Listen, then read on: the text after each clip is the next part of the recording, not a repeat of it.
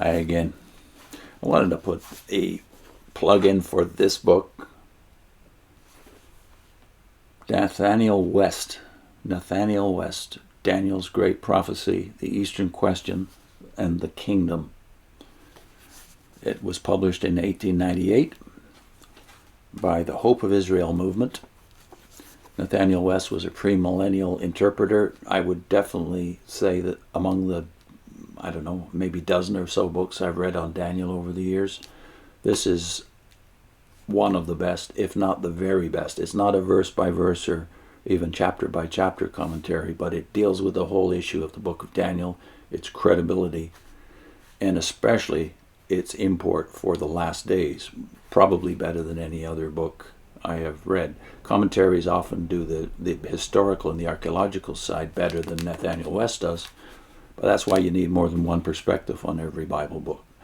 West is especially strong, though, on seeing the way in which prophecy is being fulfilled. In the 1800s, as far as West was concerned, the signs were already there. But, of course, one of the points he makes in this section I'll read to you, the appendix, chapter 9, is how near to the end. And one of the points he's making here is very, of course, relevant to people coming from the Adventist movement or the Jehovah's Witness movement, which is, can we know the end of the Gentile times? If not, why not? And he deals here with the year-day theory as a whole. And the year-day theory had been used by hundreds of Christian commentators and preachers before the Adventists and Jehovah's Witnesses picked it up. Here's what West has to say about those theories of that we can know the end of the Gentile times, and we can know because of the year-day theory. How near to the end? The only reliable data we have for the approximate determination of the questions are, 1, the biblical and true distinction between the end of the age and the common term end of the world. 2, the doctrine of the 70 weeks in Daniel with their included intervals, the last our present age. 3, the Olivet Discourse, in which this interval is defined as the Roman times of the Gentiles and is followed by the 70th week. Now that's something, of course, witnesses and many others don't know nothing about, that there's intervals in the 70-week prophecy. And is followed by the 70th week, at whose middle point the abomination of desolation is introduced. 4, the Thessalonian letters of Paul, whose eschatology rests on both Daniel and the Olivet Discourse, that is, the Discourse on the Mount of Olives. And 5, the Apocalypse by John, which again covers the same interval, i.e., the period of Daniel's fourth empire, and at whose close the 70th week is introduced, the last time in biblical prophecy. Here we have chronological data of definite measure, the interval alone being undetermined. This chronological indeterminateness is, however, compensated for in large degree, 6, by the predicted signs and events which much needs precede the Advent, and by the assignment of the Christian church to her place alongside of Israel in unbelief in the same perspective. So West was one of the few in those days who was emphatically pointing to the fact that church apostasy is to happen at the end, not at the beginning of history, unlike the Adventists, the Mormons, Jehovah's Witnesses, and most cults who believe they have restored the truth. West isn't fooled by that perspective. And then he says, thus the biblical data are exhausted. Daniel gives no signs preceding the Advent, but only the 70th week and that Antichrist, or the Antichrist career. Our Lord introduces the signs foretold by other prophets and amplifies by adding certain historical events, cosmical phenomena, and a moral condition of society corresponding to that in the days of Noah and of Lot. John still further amplifies and arranges the whole in different series or groups of 7s. We stand today with 69 of the 70 weeks and almost 1,898 years of the interval between the 69th and the 70th week. That is, the interval of the Roman times of the Gentiles behind us. How long this undetermined time may be, how much remains of it before the revelation of the Antichrist and opening of the 70th week, none can tell. None can tell. And this is, of course, 16 years before Barber and Russell's expiration of the Gentile times, which they conclusively date to 1914. West goes on, manifestly we are thrown upon the events and signs foretold in prophecy as certain to occur anterior to the advent. Only thus can we measure our probable nearness to the end.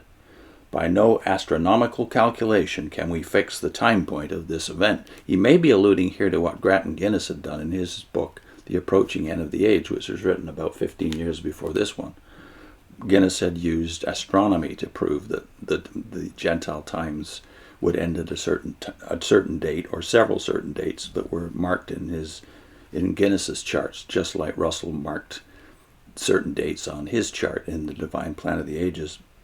By no astronomical calculation can we fix the time point of this event. Every effort to do so has been convicted of scientific error. By no year-day theory of reckoning can it be decided, since Daniel knows of none such. And by the way, people who promote the year-day theory admit that this was generally unknown, this theory of a day for a year, as any kind of way by which we could measure times and seasons.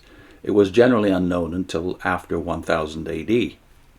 Not completely unknown. There were Jewish rabbis that were using it apparently before that. The series of pre-current events and signs were designed of Christ to be among the objects of the church's watching, the special couriers in advance of his appearing. That coming he has fixed in the most positive manner, as have the prophets and his apostles, at the end of the church's missionary age, and given with great fidelity its unmistakable omens. Behold, I have told you before. These are political, civil, national, international, moral, social, religious, cosmical, that is, terrestrial and celestial. Some enter singly, some contemporaneously, some successively, all increasingly. Some are nearer to us, that is, remotest from the advent. Some are farther from us, that is, nearest to the advent. And as the end approaches, are cumulative, more frequent, special, intense, and universal. Some are mediate, some are common to all ages, but altogether are peculiar to the end. The earlier precursors do not retire from the field, but still continue. The heralds of the day of the Lord persist and enter into the day itself. The last sign is the sign of the Son of Man in heaven. That is the appearing of the Son of Man, who is himself his own sign. Now, we've done videos on that in the past where we made the point that in Matthew 24, there's only one sign, not signs. The sign is the coming of the Son of Man. That's in our J.C. Ryle series, by the way, on Matthew. And then he lists the events which portend the approaching end of the age. Now, I'm just going to give the Old Testament portents in this section. He lists them and numbers them. Number 1, the return of the Jews to their own land in numbers sufficient to satisfy the prophecy. Now, he gives the scriptures here. I won't belabor the list of scriptures. I'll put them, though, in the description so you can check them for yourself. Now, this, of course, this return of the Jews to their own land, portending the end, was taught by Barber and by Russell, but not by the present Watchtower. Number 2, the covenant between the Antichrist and the Jewish masses, whereby they acquire a modus vivendi, meaning a means of survival or living, with the building of their temple and revival of their ancient worship, the Lord reproving their unbelieving labor. 3, the conversion of the remnant and their persecution by their apostate brethren. He means here the remnant of the Jews. 4, the breach of the covenant between the Antichrist and the Jews, followed by the Great Tribulation, beginning with the attack of certain powers upon the Antichrist and the Antichrist invasion of Palestine. And just so you get an advanced read, this is all based on Daniel 9 and Daniel 11, by the way. Number 5, the gathering of the nations against Jerusalem for the final conflict. I think this was the one that impressed me the most when I was rethinking every one of my prophetic convictions in the latter days of my involvement with the Watchtower. The gathering of all the nations against Jerusalem, and the ones he cites here, of course, center on Zechariah 14. The whole list I'll put in the description. Number 6, the sanguinary action in the valley of Jehoshaphat and the valley of decision. Now that one we haven't talked about much, but we did do one video in our Revelation series on Armageddon as told by Joel. This is all from Joel 3, by the way. And 7, the cosmic signs. Earthquake, the sundering of the Mount of Olives, that's also Zechariah 14. The obscuration of the heavenly lights and commotions in heaven and earth. So yes, I'll put all of these scriptures in the description, and next time we'll do the New Testament portents or signs of the Lord's coming. I'll put in as a link, J.C. Ryle discussed the Gentile times too. This was even before West. This would be back in the 1840s and 50s. Ryle was talking about it, but he was not attaching any date to it. He'd learned from the history of prophetic interpretation already that this was perilous, and ultimately it served to discredit prophecy in the eyes of the majority.